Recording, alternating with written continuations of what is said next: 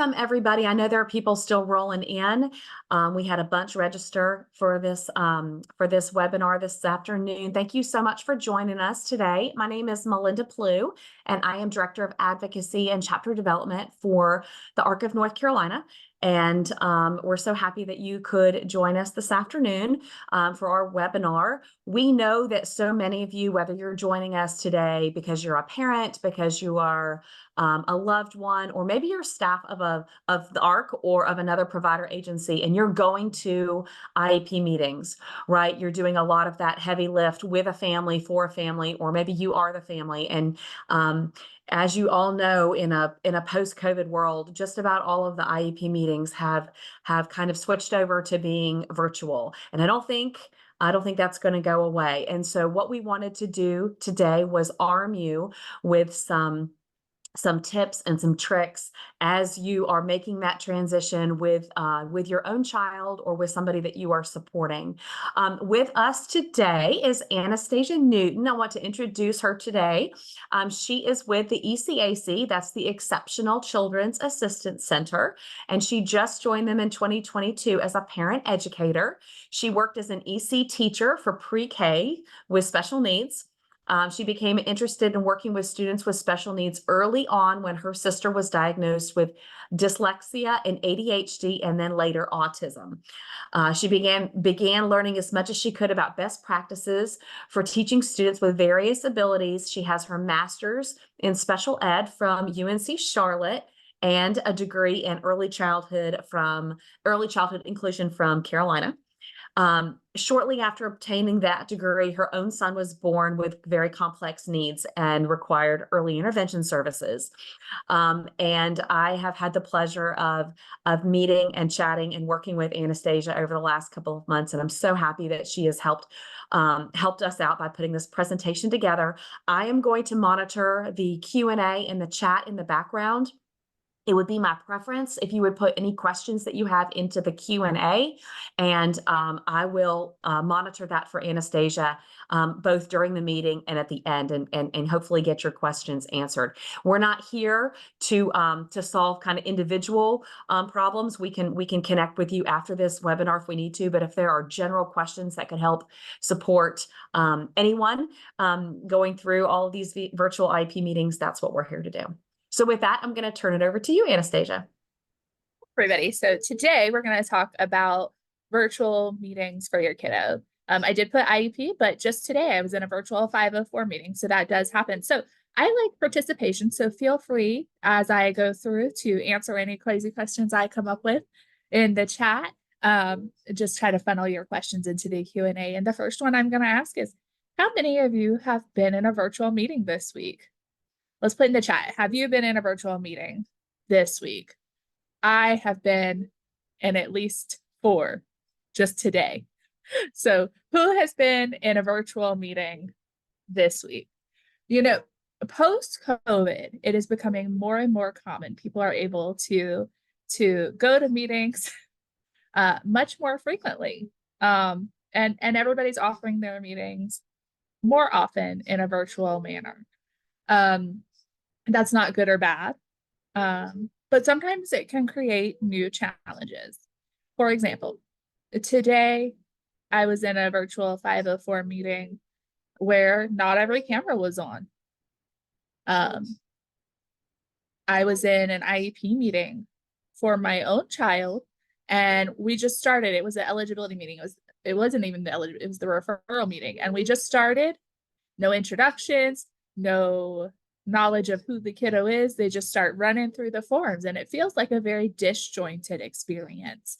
And so we're kind of here to talk about some of those things as you go through. So one of the ways that I suggest that we begin some of these meetings is start with a picture. That's what I did for my son's meeting. I put up a picture of my kiddo because especially for those earlier meetings where you're doing eligibility and some of those referral meetings, bring a picture. Not all of those providers, practitioners know your kiddo and they haven't met you yet. So start off by showing them a picture and giving them a brief introduction. Even if they do know your child, I would consider still introducing them. Tell them who they are at home. Tell them what you see. Uh, and that allows you to start your meeting in a place of positivity and success. Another way you could do this is we have this resource. I'll send it to Melinda to send out. It's called Painting the Big Picture. And it's a resource you can fill out that introduces your child. It tells all the good, all the bad, all the things you're concerned with. And it's just a way for them to get to know you guys. Because also, as we increase our virtual presence, there seems to be less connectivity with some people on our team, and it helps us to connect with them. So one of the first tips we have is at the beginning of the meeting, establish your virtual meeting norms. That's going to look different for everybody. What is important to you might not be important to me in a virtual meeting. For me, it's important that everybody's camera is on, so I know that they're engaged and participating. What are some virtual norms you guys think you might like to have? I'm sure many of you guys have been to meetings where they've established, no sidebar conversations as a meeting norm. If you have any that you think of, you can put them in the chat. But one of the ones that I recently heard a parent very upset about is that she could see the providers on the camera talking, but they were muted and they weren't talking to her. And as a person, you're just going to jump to, are they talking about me? Are they talking about my child? What are they saying that they don't want me to hear? And it's not that we want to jump to these conclusions. We need that transparency, especially in these very important meetings. So it is okay to say, hey, let's limit sidebar conversations. Let's keep, I understand we can't have our microphones all on because oftentimes they're all in one room and it would create all these echoes. But we should be talking about my child to us. And since we're talking about my child to us, let's make sure that we're not having sidebar conversations with other people. If you're talking about my child, then I should be able to hear that. Christy says introductions are a must. Sometimes teams think, everybody, let's just jump right in. But this is not a great way to start because you might know 50 people. That doesn't mean you can remember what role they serve or who they're supposed to be. And it's very important that you know who is serving as the LEA rep, the local education agency rep. Ms. Buck says be present in the meeting. That can mean a lot of things. That can mean having cameras on, participating. In a recent IEP meeting, the person that served the teacher role, which should be the person that is saying the most, said no words the entire meeting. That's not fair. We should be participating actively and engaged, because if you were there in person, you would expect to see active engagement. No member of the team should just be sitting there silently. And so it's okay at the beginning to say, or to even email them ahead of time, say, hey, I see that we're going to have this meeting virtually. I'd like to establish some meeting norms so that we're able to communicate effectively and efficiently together. And if somebody isn't talking or doesn't have their camera on, it is okay to say, hey, Christy, would you please turn your camera on so that we could participate in this meeting? Or to say, Mr. So-and-so, I haven't heard your input. I'd really like to hear it. What are you thinking about this issue? It's okay to bring up things that are concerning. So norms that I think are great. Introductions are a must. Cameras on. Everybody is participating, but they're participating together with you and not around you by talking to themselves off screen.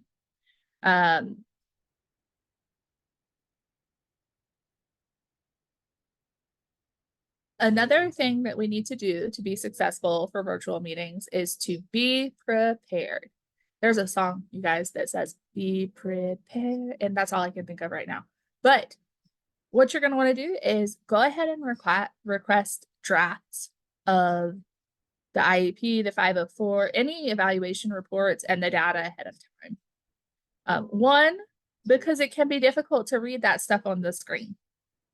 Two, it gives you a way to review it ahead of time, because I am sure that if I asked you, you have been in a meeting recently where somebody read to you and you have never been more offended in your whole life. That might just be me. But what we want is for you to be able to be an active participant, an active team member. And that means you need to have the same information as everybody else. You need to have access to the same information. Now, we have run into a time or two where there are people teams that have not wanted to provide this data ahead of time. We're going to talk a little bit later about what to do when tensions arise, and we're going to talk about that then. But in the spirit of being prepared, request it a week ahead. Request the week ahead that you have access to all of this so that you have time to look through it. Like I said, we're going to talk about what to do if that doesn't happen when we get a little further in. The next thing I really want you guys to do is write down your concerns ahead of time. You want to draft them and send them to the team and ask that they be put in exactly how you have them written. This does two things. One, it allows you to not have to spend that entire time talking through all of your concerns. You can talk about your couple, but it also allows the IEP team to see, oh, these are the things that matter to the parents. These are things that I could work into my IEP goals. These are what is important. This is a way for you guys to give input before you ever get a draft. And the same with your vision statement. You know, they're going to ask about both short term and long term. What is your vision for your kiddo? What do you want to see them do? And that can be such a hard thing to think about, especially when they ask you, and it's like you have 30 seconds to come up with a lifelong vision for your kiddo. I need more time than that, even when I know it's coming. Like, I know they're going to ask, but I need time to sit down, process what my child can do, what they can't do, and what I see for their future. So go ahead, draft it ahead of time. You can always add to it during the meeting. But again, this allows the team to know your perspective. It allows you to have a more active voice in the drafting process before you're ever in that meeting. Another thing you want to do is jot down any questions that you want to bring up.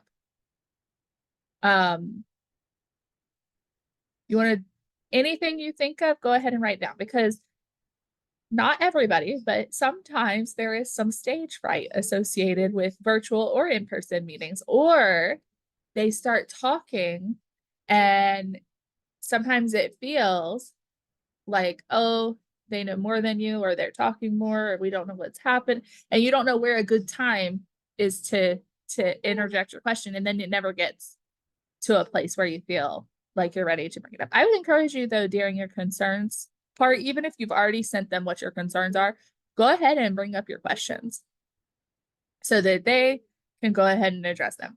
Unless your questions are specific to the goals or the present levels or the things that come later. But if there are other questions, just general questions about things that are happening as a result of the IEP, go ahead and bring it up in your concerns. Another thing you want to think about is go ahead and write down for yourself suggestions that you have, whether that's for a goal or how they implement it. You know, when you're coming to the table and you're like, hey, I really want my kiddo to work on, for example, when we had my kiddo's IEP meeting recently, they did not give him any literacy goal. Now, you and I know that literacy is so important for young minds. My kiddo is 3, and he didn't have a single goal to work on literacy skills. I was astonished. And so I asked them to write a literacy goal, and I gave them some examples of ways that we could work on literacy that would be age appropriate for him. And they were willing to take that. So some teams obviously are, like everybody, more accommodating than others, but bring your suggestions. And then if they deny your suggestions, we're going to talk about the prior written notice a little bit later, but please make sure that if you suggest something and the team says no, and they decide unanimously no, and we decide we're not going to proceed with that, go ahead and make sure it's documented. That way, if you go to the next meeting and you want to bring it up, you can show them like, hey, I suggested this. I'm bringing this back up. Or if you pursue any dispute resolution options, you'll have it available to show documented, like, I provided suggestions. I tried working with the team. I need them to be team players. Another thing you want to check your audio, your technology, triple check anything that you're using. For example, in the IEP meeting, the 504 meeting that I was in, somebody's laptop died. That's hard, right? And if you're the parent, that's even worse, because if you just disappear, sometimes the team vanishes, with you. So you want to make sure you have charged equipment or you have access to chargers. You want to make sure that the microphones are working. I've been in meetings where I was at a meeting today where the webcam just wasn't working, and so the teacher kept freezing. So just check all of your equipment, and that's if you're a professional or a parent. Check your equipment before the meeting, because it is hard for anybody to be an active participant when there's a lot of technological difficulties. Now it's going to happen. And it doesn't matter who you are, anything that relies on the internet is going to have problems sometimes. But at least then you can say, well, I tried. I checked, it was working. And then some districts, as we have a Q&A that says that they're supposed to have it to you 3 days in advance. There are some districts that require that drafts be sent with a certain timeline. And sometimes when you request them, they'll tell you there's no obligation. Like I said, we're going to talk a little bit about what to do if they refuse you a little bit later. But it is good when there are districts that have that kind of transparency and they're already willing and they have policies in place to ensure that families are getting access to that stuff. Because oftentimes everybody's so busy, they don't want to read huge chunks of paragraphs to you. But really you need to know what's on there. So it is much better for families to have it in advance so that everybody can be on the same page. So the next tip is set an agenda.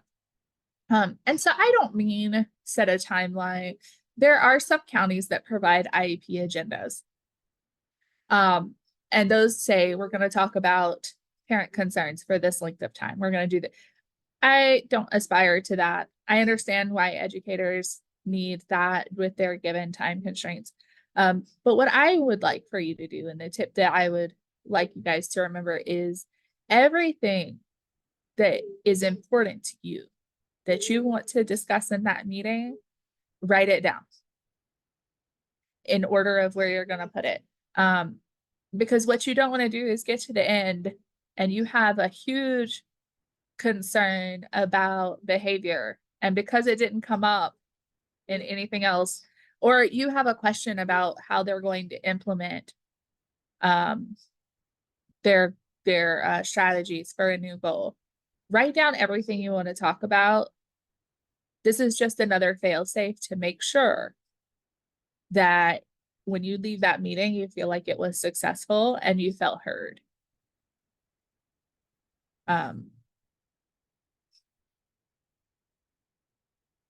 If you have questions and concerns,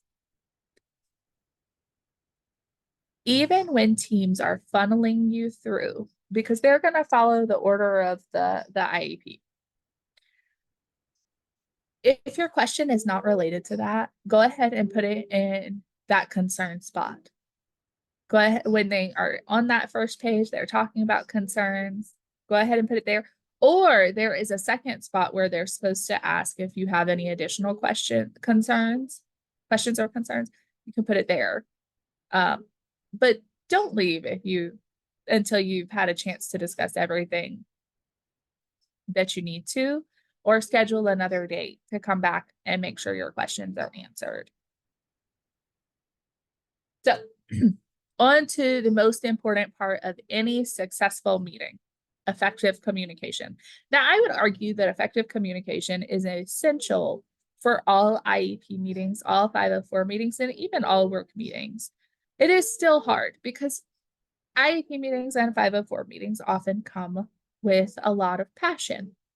And sometimes as parents, when we are passionate, people that don't know us or aren't familiar with how we communicate sometimes will misread passion as anger and aggression. And so when we are talking, we have to try and remember to speak as professionally as possible. That does not mean, though, that you don't communicate things that make you upset. For example, I was working with a family and she was really frustrated about communication. She felt like the teacher was ignoring her emails and ignoring her concerns about what her child needed. And so I encouraged her to bring it up during her meeting, and very professionally and politely, she said, I'm really frustrated by communication. I am emailing you. I'm communicating my concerns, and my concerns go unanswered. And so now I don't even try to communicate them. And it's a real problem because how can we be a team? It is okay when you are upset to say what is upsetting you. Now, like I said, you do want to do that in a professional, respectful manner. And if you guys ever need help with that, you can always reach out and people would be happy to help you come up with ways to say, to have those kinds of conversations. Another example is during my son's IEP meeting, they wanted to, I don't even really remember what it was they were doing, but what they did was ignored what I said and then continued on like I hadn't said anything. And so I said very respectfully, I do not feel heard or respected when you brush over my opinion. My opinion is important too. I know there's a routine to how we're doing this, but I need you to hear what I'm saying. Because I'm a member of this team too, because parents are an important member of the team. Another thing you want to do is you want to ask clarifying questions. While everybody, teacher or otherwise, is advised to stay away from all of the special education jargon or words that everybody seems to know and the abbreviations that go with them, throwing out LRE, FAPE, all these acronyms and all these words. If you don't know what they're talking about, ask. And don't wait till they have gone much further. Go ahead and ask right then, because they'll keep talking and you'll be like, wait, what does LRE mean? What are we talking about? And so even if they're talking about a specific type of curriculum or a specific test, do the same thing. If you are not sure what they are talking about, go ahead and clarify. And the same thing when you go through the goals and you read them.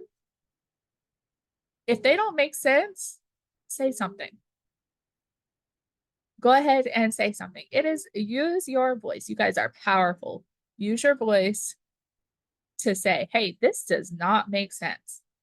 This is not measurable. I don't even know what skill you're looking at. What are we talking about?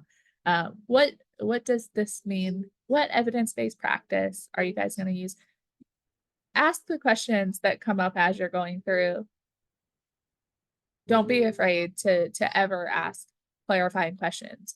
I know sometimes when you're the only one person and there's 7 to 10 people on the other side, it can feel very intimidating. But just go ahead and say, hold on, ask a question, and do it in that moment.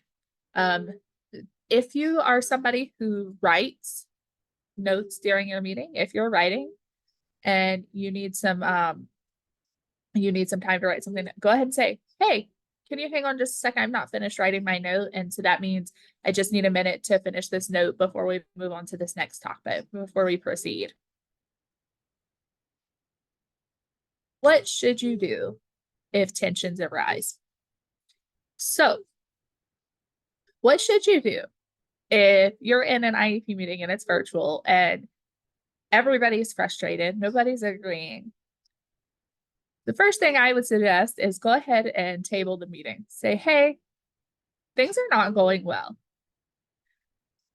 I think we need to reschedule and we can come back to the table with clear minds and clear new ideas and a fresher perspective. Go ahead and have a few days and times, especially if you think that might happen. Have a few days and times available that you can give them immediately and say, hey, I'm available these days and times. I'm happy to meet it. And if there's a different day that works for you, just let me know and I'll see if it works with my schedule. But right now, we are not in a space where we can collaborate effectively because tensions are too high. It is okay to say that and to expect that they will coordinate with you to do that. Because once people are upset, it is hard to think beyond that. It's hard to communicate with people when you're upset and frustrated. And so it is better for everybody to take a breath, take a step back, and to come back to the table a different day rather than continue proceeding and continuing to push through when you're upset. Now, what should you do if the team is refusing to provide you with data? So under FERPA, they do have 90 days to follow that request for data. However, most teams will immediately provide it. And if you're in a meeting and they are presenting data as part of their present levels or goals, when we're writing IEPs, they're supposed to be data-based decisions. We are supposed to be on a team that is driven by the data we have. Ask them in the meeting to show you the data. And if they give you the data and you're like, hey, I just got this. I need some time to read this and absorb this. Let's reschedule. Let's schedule another meeting. I'm going to take this home. I'm going to look through this so that we can all be on the same page. Because as an active team member, you have the right to have access to everything we're using to make decisions. And the same thing, if you go, normally I have not seen a team refuse to give a draft. I have heard families say that it has happened to them. I would ask 2 weeks ahead. Most teams won't give it to you until 1 to 3 days in advance. So I'd ask 2 weeks ahead and then I'd ask at 7. And if I wasn't getting a response, I might go to the next person. I might say some schools have EC facilitators. Some of them have principals who serve as the local education agency rep. I would ask, start going up the chain. I'd say, hey, if you don't have a draft ready, let's go ahead and schedule our meeting for a different day, because for me to be an active participant, I need to be able to at least see the goals. Now, you could ask, if they're not ready with a full draft, you could ask that they give you a document that just has what goals they're thinking about. That's what I've seen teams do also, is provide a list of what goals they're thinking about. That works really well if you have good communication with the team. But I still think that I would always, especially for evaluation reports, want to see them ahead of time. If you are about to have an eligibility meeting, there is nothing like going to one and them wanting to read 5 to 10 reports to you, some of those reports being 20 pages. You need time to digest that and to think through what you see. So it's really important that you ask for what you need. And then if you don't get it until the meeting day and you need more time, go ahead and express that during that, hey, we just got this. I need time to read this. Let's take a moment and we'll come back to the table on another day. Just make sure you present them with other alternatives. So prior written notices. Prior written notices are super important. That's what they do. So they don't always do them for a 504 plan. There are some districts that do something similar, but part of the IEP process is that they have to do something called a prior written notice. This is a summary of the decisions that were made, as well as an indicator of the decisions they chose not to make and the things they refuse. That is super important because this is a document that you can read and you'll know everything that was changed on that IEP. So you want it to be accurate. You also want it to reflect anything they said no to. If as a parent, you said, I really think that my child needs to have increased service time for this specific service. So let's say your child gets OT for 20 minutes twice a month. You really think that because they're not making much progress, they need more time. And let's say the team discusses it, and then the LEA rep, the local education agency rep, says, no, I don't think so. That we're not going to do that. You want that documented so that when you proceed to the next things that you might do to solve that, you'll have it documented that you suggested it, as well as now when they document it, it's not enough to have them just write what the refusal was. Make sure they put why they said they refused it, because the language that they're using will be important. So make sure that when you're suggesting things, if the team refuses them, you want that documented. That way, if you ever file a state complaint, if you ever decide that you're going to use your due process rights, or you do facilitation or mediation, you have your written evidence that shows I suggested X, Y, and Z. They didn't follow up on it. They refused it. Whatever happened, you want to see what they did, what they didn't do, why they didn't do it. It's super important too that they actually remember to write what decisions were made. Recently, I saw a prior written notice that was for a referral meeting. So the only decision that was made in the meeting was either yes, we continue, or no, we don't continue forward with the process. And there were 3 sentences in that box, and none of them said which way they decided to go. They didn't say on the prior written notice, which is meant to be a summary of decisions, what it was that they decided. So the other thing that's really important about prior written notices is, if you can, and most districts will allow you to, stay until it's done. Because that's how you'll be able to participate and have input on what is said. It is harder to get them changed after the fact. Now, there are some districts, especially for virtual meetings, where they sometimes forget to allow enough time, where they're like, we're just going to write up the summary decisions. We'll send it to you after. You can say, okay, well, I'll send it back with my changes, so that you can have a chance to have input on that document, because you want it to be accurate.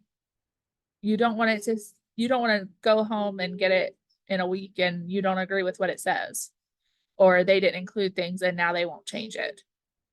You want to make sure they're recorded accurately. If they're not, you can send in, you can email them and send a, like, hey, this is how I remember things going. Please attach this to the prior written notice in their file. But it is much easier for you to have input if you do it in person at that meeting.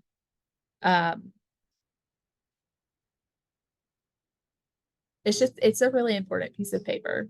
And sometimes I think that teams forget that, and they're like, we're just doing a summary of everything that happened. It's no big deal. But it is a big deal, because it's going to say what they refuse to do. There's no place on the actual IEP document that does that. And not every district has minutes. There's no legal requirement to have minutes. And so for the districts that don't have that, this is your only piece of paper that says, this is what we denied, this is what we decided. So it's very important, if at all possible, that you stay. But if not, leave yourself that avenue. Okay, if you're going to send it to me after, then I'm going to need to have a chance to review it and send back my edits. And then if we have questions or concerns on that, we can, meet to discuss, because it's important that I have a chance to participate in the forming of this document. Okay. What if I want an in-person meeting? Post-COVID, there is I think it's an but it's a huge reliance to this default, let's have all of our meetings be virtual. everybody likes that, right? We can all participate. But what matters is meaningful participation, right? The federal government, when they were writing the IDEA law, what they wanted from parents is meaningful participation. Not every parent is familiar with technology. Not every parent wants to read an IEP on the screen of their phone. That may be all they have. Not every parent has access to internet. And it really doesn't matter. If this is not a way that you can meaningfully participate, then contact your team and say, hey, we really need to have an in-person meeting. I can be flexible with what times I'm available and what days I'm available, but I cannot meaningfully participate on a virtual platform. I really appreciate your attention to this and helping us come up with solutions. Now, that doesn't mean there may be other people who are off-site. For example, if you have a child whose provider serves multiple schools who may have to join in virtually, sometimes that happens. But if it's really important to you to have an in-person meeting, then talk to your team about the barriers that make you think that an in-person meeting is much preferred. Also, if you have a virtual meeting and it's going poorly, tell them, say, hey, I really feel like the fact that we're on this virtual platform and I can't see your faces as well, or I feel like we're not communicating effectively. This has not been a successful meeting thus far. I really think we need to reschedule and have a meeting where we can have it in person. And we can all be face to face and work together as a team. I feel, super disjointed with this online meeting.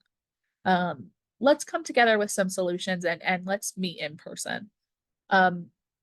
If they outrightly say no, then I would go to the next person above them and work up your channels of people. Hopefully they would not, but definitely use the language of I need, parents are team members too, and I need to be able to meaningfully participate. That means that for me, I need to be there in person. Technology isn't my forte, or any reason that, you give them for why this is a better fit for you. Virtual is not for everybody. And it's not fair for teams to decide that just because we did it during COVID, now all of our meetings need to be like this.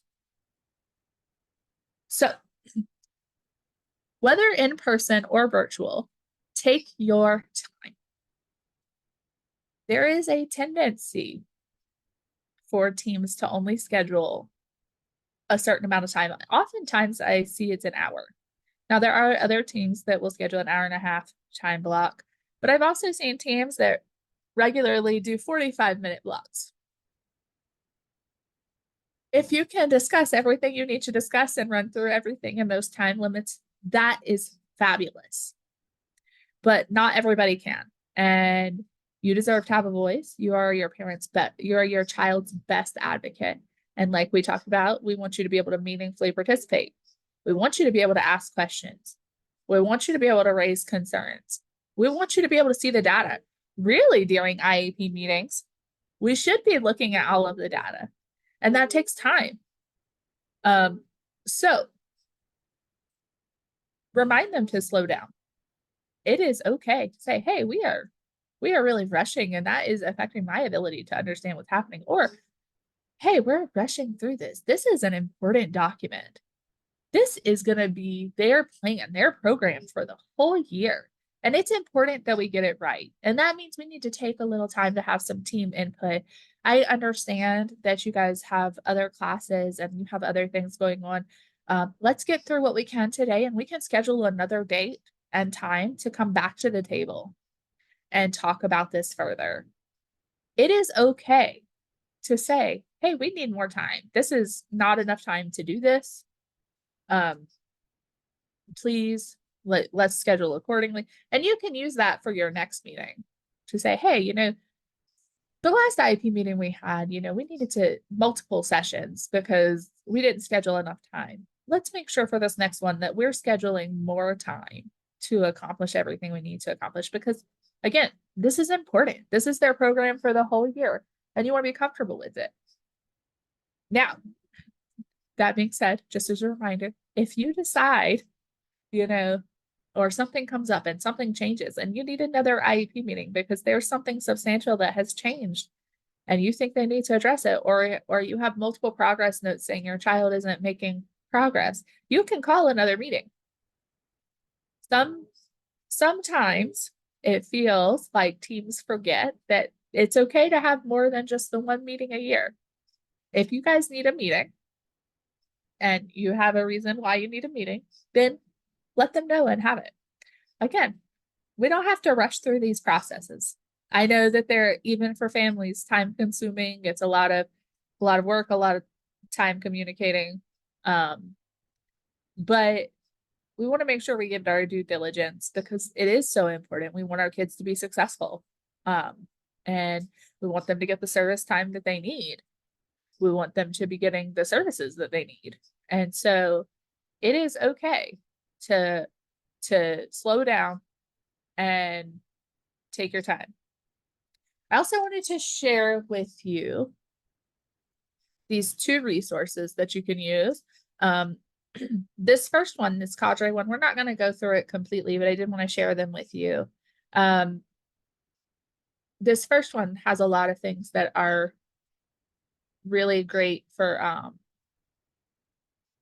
professionals too. So I'm not saying you have to give it to your providers, but this is a good thing that you could give to them. As you'll see, there's some things that we've already talked about: technology, backup plans in case your technology fails, joining early, actively listening. I like this one because it comes with the little icons that makes it easy. And a lot of these ones are great for professionals. It even comes with tips for before the meeting, during, and after. So I wanted to share that one with you. And then there's also this one's from the Disability Rights North Carolina. And this is just tips. And here it's same thing, ask for the drafts, ask for the data, make lists. A lot of this is stuff that we already discussed, but I wanted to give you just some resources for after, because you can share these resources with your team. Say, hey, this is a great resource I found for having virtual IEP meetings, virtual 5, whatever kind of meeting you're having. I want you to take a look at it because I think it'll help make our meetings more successful. Here I highlighted where they, reassert what I was saying about prior written notices, make sure it lists all of the decisions and all of the things that were accepted and rejected. I also have a tip sheet that I made that's just small. It has just 4 on it that Melinda's going to send with the send afterwards so that you guys will be able to have a copy. It's just something that you could take with you or have on your phone to remind you. Now, before we have questions, and I see a really good one in the chat. At ECAC, we are federally funded and largely funded by grants. And so we have to collect data on our activities for grant reporting purposes. And so I need you guys to do this survey for me. I really love it if you did it while we were doing questions and answers, because this data is so important. There's also an open-ended question at the end. I'm putting it in the chat. I know that you guys can't put your own comments in the chat, but hopefully you'll be able to click on it. If somebody would try, and then if it works for you, give me a thumbs up with that reactions button, so that I can make sure you guys can do it, because but anyway, there's an open-ended one at the end where you guys can put other topics that you guys want us to present about, and I'll share those with you, Melinda, when we get the results. But these are just super important for helping to keep us funded so that we can proceed. Thank you so much for letting me know that worked. Okay, so logistical question. If you end the meeting before the IEP is finished, what paperwork happens then? Is there a prior written notice? So that's going to depend. Some districts don't pre-fill in the prior written notice before the meeting is finished. That's why it's a good idea to take your own notes that theoretically, if you're going to do that, they should be filling in the prior written notice as you go through it. But sometimes there's only one person. I've been in meetings where there's the teacher and there's one LEA rep, and they don't have the capacity to do that. I would say in that case, say, hey, I know we're ending early, but I've written up, I would also write my own notes just so I had them. But hey, can I go ahead and get like a drafted copy of where we are on the prior written notice so that we can have that going forward, so that we can maybe read that. And I've seen that happen where we read, okay, this is what we did at the last meeting, and they read what they already have in the prior written notice. This is what we've already decided. This is what we've already discussed. Let's start from that point. Like there are many of the larger districts do use minutes. And so in that case, you would use the minutes as, and when I taught in a district that used both, it was actually very redundant feeling. But now as a parent, I appreciate that because there's multiple places where stuff is documented. And always, whenever possible, you know, take your own notes about the things. And it doesn't have to be big. You can just say decisions made and then just jot down things I've asked for. And if you have already written down the things that you have asked for, it'll be even easier to write beside it what they said and why.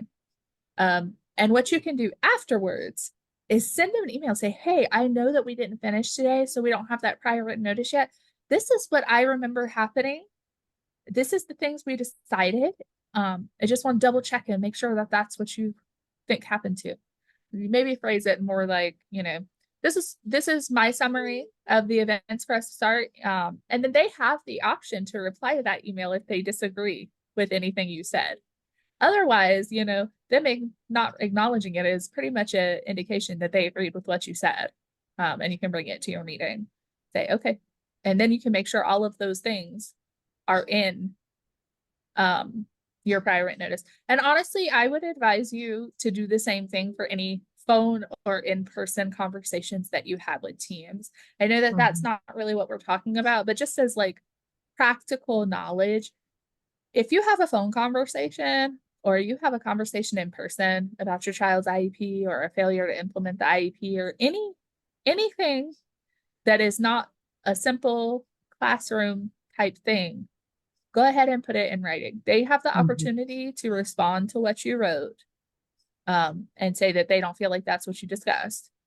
But you're going to need it in writing if you ever decide to proceed with any type of dispute options, because otherwise it's just a he said, she said. You know, in the medical field, they say, you know, if it's not written, it didn't happen. If I can't see it written down, it didn't happen. And in this case, the same thing happens. If it's not written down, then it didn't happen. Because there's no evidence that it didn't. Now, you and I may know, yes, I absolutely had that conversation. And yes, that is what you said. But how many people, even us as parents, if you said something on the phone that later you feel bad about it, are you going to admit to saying it? Probably not. And the same thing happens in these circumstances. So it is very important that you have them communicate in writing. And if they say something and you're like, I don't know about that. I don't know if I agree with that. Ask them in an email later, say, hey, you know, when we were talking about this, you said something about this practice. Can you tell me again what you said? And they'll either reword it to be written in a different way, or they'll say the same thing. And so always get your communications in writing. Especially, the reality is that no team is perfect. Some years you're going to have a great team. Some years you're going to have an okay team. And very few people escape with having never had a bad experience. Now, I hope all of your experiences aren't bad, but there are times where your team won't be as effective as other times. And when that's the case, it's even harder. Because when you're frustrated with how people communicate and how you feel they're treating your child, it becomes much easier to misconstrue tones and such in person and over phone calls, and even over emails. But at least in an email, you'll have it in writing. And if you need to use that email for anything, you'll be able to. Christy, I think it was Christy, I can't see the name, but there are resources in the chat too on prior written notices that would be super helpful for people that aren't super familiar, or even if you are, just need a reminder. And we have a couple more minutes. If anybody had a question they wanted to throw in the chat, I just wanted to throw out there. First of all, that was excellent, Anastasia. Thank you. It would be great if the state of North Carolina had adopted or mandated LEAs to do certain things in a virtual world, right? But the truth is they have not done that. I don't think they intend to. They allow every LEA to decide what works best for virtual meetings for their particular school system. So they don't all look the same, and I don't think that they ever will. So that's why we want to arm parents and families and staff with whatever information that could help you in supporting your child or the person that you're providing support for. And I think Anastasia said this, but it could stand to be said again, that if a family is uncomfortable with a virtual option, then by golly, they can show up to the school and be in person. It could be that some of the individuals within that IEP team are virtual because they're in their classroom or they're in a therapy room, but that mom and dad and the advocate, those folks can show up and they can make that technology available right there from the conference room. So we want to make sure that every family is met where they need to be met. I don't see any other questions. Oh, sorry. Go ahead, Anastasia. If you guys have any questions, we have like 8 minutes, or if you have other general questions that you think I could help with, I'm happy to answer them. I also put the tip sheet that I made in the, it's in the chat, but Melinda will send it out afterwards. Yep. All the resources that were put in the chat that I'm sorry you guys don't have access to, I will grab and put those all together along with a PDF of today's presentation and send that to everybody who registered because that could be useful. And there is contact information for Anastasia. Certainly reach out to the ARC, but we are all here to help make this journey just a little bit easier for you. All right, well, I don't see any other questions in the chat, and I want to be respectful of everyone's time. So again, Anastasia and your backup person, Christy, down there, thank you guys so much for joining us this afternoon. We'll be back with you for our next topic, but this was one that we really wanted to put on the front burner at the beginning of 2024. So thanks everybody for joining, and we will see you guys soon. Bye-bye. You guys, bye.